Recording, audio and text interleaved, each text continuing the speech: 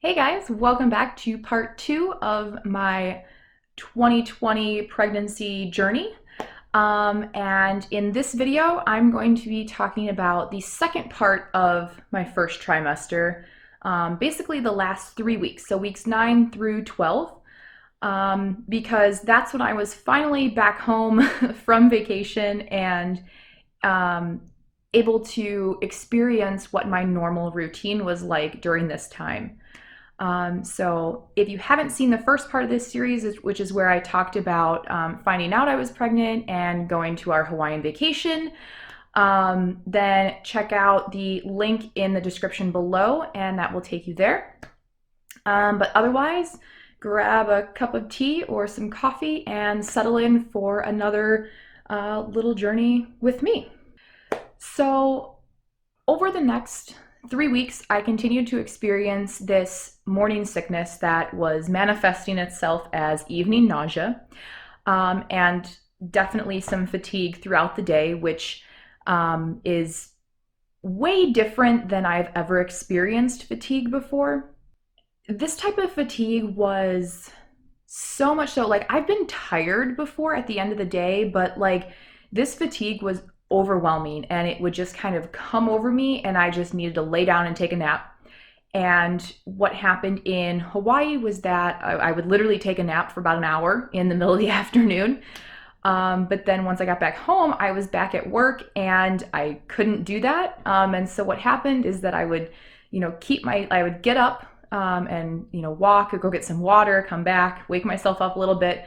And then when I would go home, I would have dinner. And there was actually one night that I remember I ate dinner and I literally just put my head down on the table and I ended up falling asleep for like 20 minutes at the dinner table because I was so tired. And then after that, I got a full like 9 hours of sleep that same night. So the fatigue is very, very real.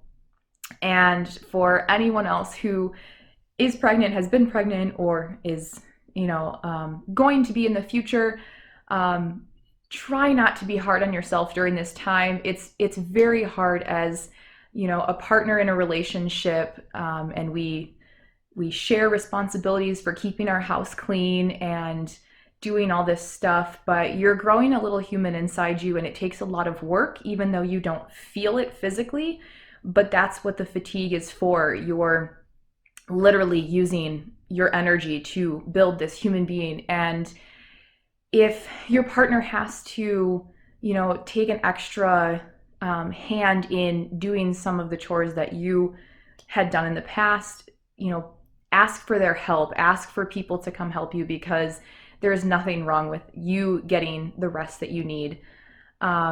Even though it's really hard to do, and I'm still struggling with it, and I'm about halfway through my pregnancy at this time. But I can say that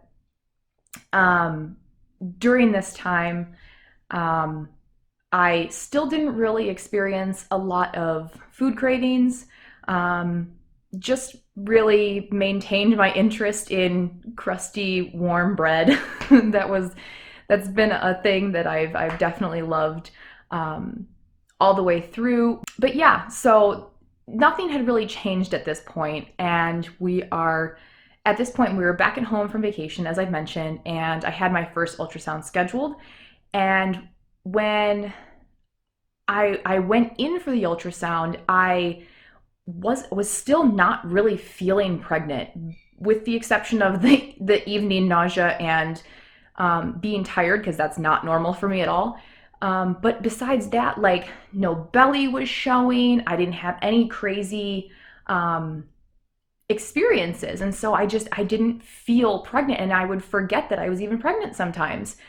But so I went to the ultrasound, and the coolest thing about this first ultrasound was that it confirmed that I was pregnant, and there was just this like little blob of cells floating around in my belly, and it was so cool. And that was kind of the moment that it actually felt real to me, because before I still kept, like, I don't know, thinking that it wasn't real for some reason, even though pregnancy tests are very, very accurate, and they never, I shouldn't say never, but there's like a 0.0001% chance for a false positive. It's basically non-existent.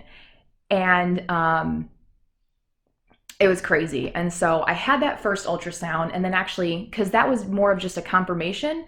So 3 weeks later, I went back for a second appointment for that ultrasound. So that was at 12 weeks. And that one, the difference between 3 weeks at that time, still not showing, still like not really feeling pregnant, but in the ultrasound, our baby went from this little blob of cells to actually looking like a fully shaped human.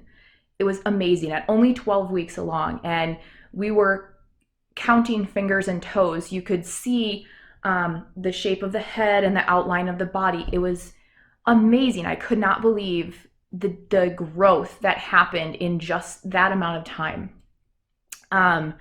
Because 3 weeks is no time at all, right? We set goals for ourselves for a 3-week period, and it goes by in a blink of an eye. So it's absolutely fascinating. And so at this point, after our second ultrasound at 12 weeks, after 12 weeks, it's a little bit less of a risk for miscarriage. And so we both felt confident that it was time to tell our parents. So we had planned to come up with this little box for our parents that had a onesie, a bottle, and the little mittens to cover their hands because of their sharp little nails. And this little poem that I found online that was called the Grandparent Starter Kit. And we put those things into a little box and onto a table and had our parents close their eyes. We did this all individually. And so then we filmed the whole thing, and they had to open their eyes, and they looked at it, and their reactions were just fantastic.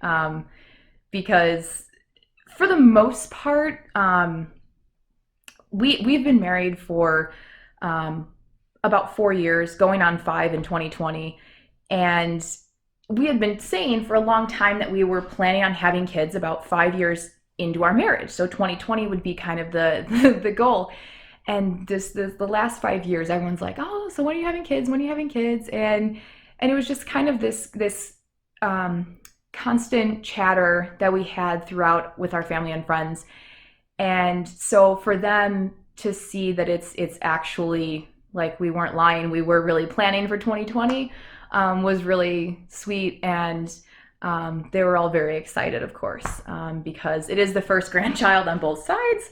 So it's been really fun so far already. So as for me physically, like I mentioned, there was still no showing at this point, but I was feeling bloated. It's like some of my clothes were a little bit tighter, but I was still wearing normal clothes.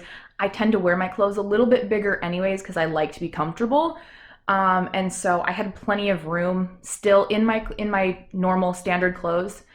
But I did want to start thinking about buying maternity clothes because I knew that at some point it would just kind of pop and I wouldn't be able to fit in my clothes anymore. And then I would have nothing to wear to work. So, but it's really funny because with this bloating, I was getting really excited, and I thought it was a bump at first because I just thought it was a bump at first, and I was like, oh, I'm so excited, and I was showing it off, and what's really funny is that that was not a bump compared to how I feel now at 20 weeks, because the difference is just night and day. That was completely just bloating. I fully have an actual bump now. And I'm sure as the pregnancy continues, the bump will change and obviously get bigger. And what I'm feeling right now will seem so small and tiny in comparison. But that's the beautiful thing about this journey, right? Is that everyone's body's different. Everyone's grows at a different rate, and all of that. But especially a first pregnancy compared to multiple, like if you're on your second or third or fourth pregnancy, you will grow, you might grow a little bit quicker because your body is prepared for it. It knows what to do. As a first pregnancy, your body is kind of not used to stretching, and so it just takes a little bit longer. So you guys know, I'm trying to keep my maternity wardrobe as small as possible so that I don't have a bunch of these extra clothes lying around that I'm not going to use in, 6 months from now. And so a couple of things I have bought or received as a gift already, and so that is one pair of black jeans for work, and they have the extra belly that goes up and over the belly to support it, and they're actually really, really comfortable. I have a pair of yoga pants that do the same thing, so they go up nice and high, and it's almost like wearing a bodysuit, except it doesn't go all the way up over the chest. It just goes kind of right underneath the bust line. I have 3 different tops for work, and a lot of my shirts already I can swap in and out quite easily because, like I said, I like really flowy, comfortable, loose things already, and so those just kind of happen to work with a growing belly.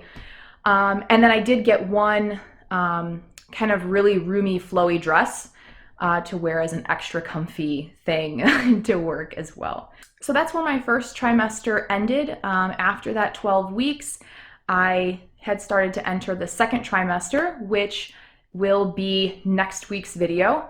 And so, as I mentioned before, if you would like to see the first video, I'm also going to be sharing some nutrition information. I have a whole video coming out on nutrition information and yoga tips for the first trimester of pregnancy. So if you have any questions related to those, leave them in the comments below, and also leave any questions that you might have about pregnancy, and I will be sure to add them into any future videos that I make. So thanks for joining me on this journey. I hope to see you subscribed and liking the video if you like it, of course. And as this journey progresses, we'll see where these videos take me, but I hope to continue to talk about my own journey, but also share the information that I know about nutrition and keeping up a yoga practice throughout this whole process. So until next time, I'll see you then. Bye.